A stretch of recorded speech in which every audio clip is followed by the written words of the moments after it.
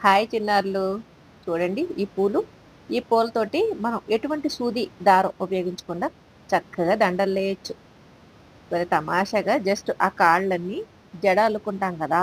అలాగా వరుసగా కొద్ది కొద్దిగా పెట్టుకుంటూ వెళ్ళామనుకోండి, అందమైన దండ తయారవుతుంది. మా చిన్నప్పుడు ఈ కాడమల్లి పూలతోటి చక్కగా ఇలాగా జడలు జడలు కింద పెద్ద పెద్ద దండలు అల్లేసేవాళ్ళం అనమాట.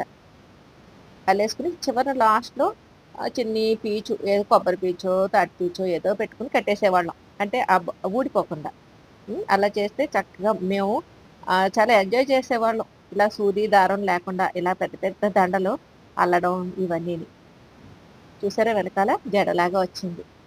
వీలైతే ఇలాగ మీరు కూడా ఎప్పుడైనా కాడమల్లె పూలు దొరికినాయనుకోండి, ఆ కాడమల్లె పూలతోటి ఇలాగ దండలు తయారు చేసుకుంటే ఎంతో బావుంటుంది.